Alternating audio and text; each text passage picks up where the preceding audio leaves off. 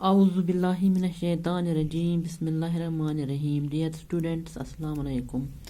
آج ہم نظم پورشن پر آئیں گے جو کہ فراق گورکھپوری نے لکھا ہے. پہلے ہم فراق گورکھپوری پر نوٹ لکھیں گے. حالات زندگی. فراق 1896 میں گورکھپور میں پیدا ہوئی. آپ کا پورا نام رگھوپتی سایہ تھا اور فراق تخلص. آپ کے والد کا نام منشی گورکھ پرساد عبرت تھا. جیسے کہ تخلص سے ظاہر ہے کہ وہ بھی شاعر تھے. ان کے باپ بھی شاعر تھے. وہ اردو اور فارسی میں شعر کہتے تھے. چنانچہ فراق کو شاعر گوئی وراثت میں ملی کیونکہ وہ خاندانی شاعر تھے. 7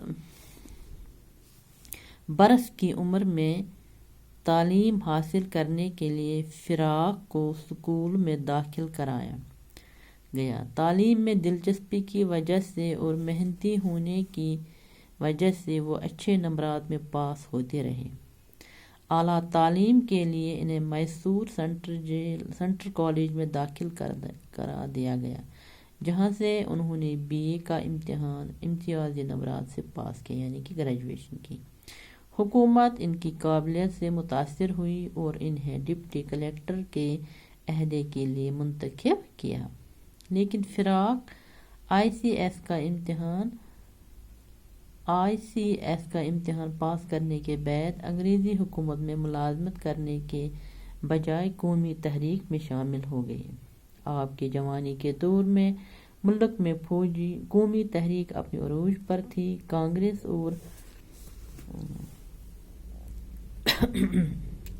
اور بجائے قومی خلافت کی تحریکیں سرگرم تھی. فراق اس کے بعد الہ آباد یونیورسٹی میں انگریزی کے پروفیسر مقرر ہوئے اور الہ آباد میں مستقل قیام کیا. دوسری ذمہ داریوں کے ساتھ ساتھ فراق نے شروع سے ہی اردو زبان کی خدمت کی. وہ 3 مارچ 1886 کو اس دنیا سے چلے گئے. شاعرانہ خصوصیات. فراق کے اعلیٰ فکر و فن نے اردو غزل کو دنیائی ذہن، خوشگوار رنگ و آہنگ اور دلکشی عطا کی. ان کی غزلوں میں جدید میلانات اور حیات و کائنات کے شعور و احساس کے سائے بہت واضح ہے.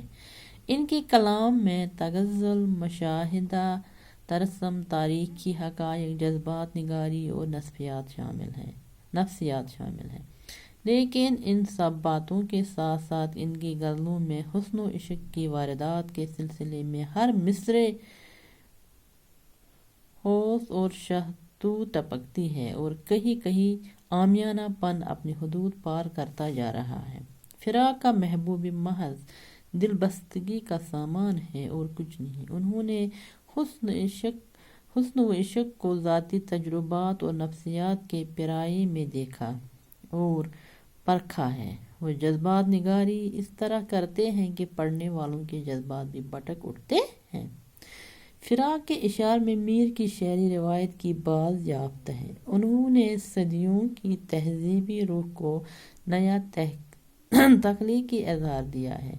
وہ اردو شاعری میں اپنے لب و لہجے کے اعتبار سے منفرد حیثیت رکھتے ہیں.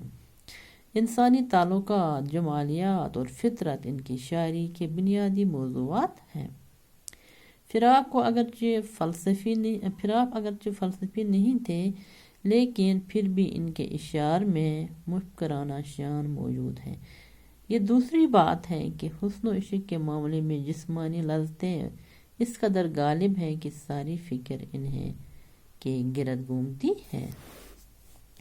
ذرا وصال کے بعد آئینہ دیکھ اے دوست، تیرے جمال کی دوشیزگی نکھر آئی. انگریزی کے استاد ہونے کی وجہ سے انہیں انگریزی ادب پڑھنے کا موقع ملا. ہندی اور سنسکرت ادب سے بھی وہ خاصی دلچسپی رکھتے تھے. ان تمام باتوں کا اثر ان کی شاعری میں صاف ظاہر ہوتا ہے. آپ نے ہندی کے مانوس الفاظ کو اپنے اشعار میں جگہ دی. ان کی ترکیبیں بھی نئی اور دلکش ہیں. تشبیہات و استعارات کا استعمال بھی بکثرت کیا ہے۔ ان کے ہاں علامتیں اگرچہ روایتی انداز کی ہے لیکن ان کا استعمال انوکھا ہے۔ اشاروں اور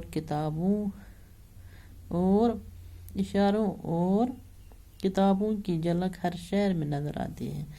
فراق کی غزلوں میں زندگی کے دکھ بھرے پہلوؤں کی عکاسی اور اس کی لاچاری و مجبوری پر افسوس موجود ہے۔ ان کے کلام میں تاثیر بھی ہے اور مفید بھی۔ اس دور میں زندگی بشر کی بیمار کی رات ہو گئی ہے۔ فراق نے نظمیں اور بایاں بھی کہی ہیں لیکن شہرت ان کی غزلوں کے سبب ہی ملی۔ ان کے کلام کے کئی مجموعے شائع ہوئے ہیں جن میں رمز و کٹیات، روح کائنات، شبستان، گل نغمہ قابل ذکر ہے۔ ان کی رباعیوں کا بھی ایک مجموعہ محروب کے نام سے شائع ہوا ہے۔ یہ تھا نوٹ فراق گورکھپوری پہ۔ امید ہے آپ اس کو اپنی کاپی پہ لکھو گے اور یاد بھی کرو گے۔ یہ نوٹ آپ کو اپنی کتاب میں بھی دیا ہوا ہے، اس پر بھی آپ اٹھا سکتے ہو۔ باقی بس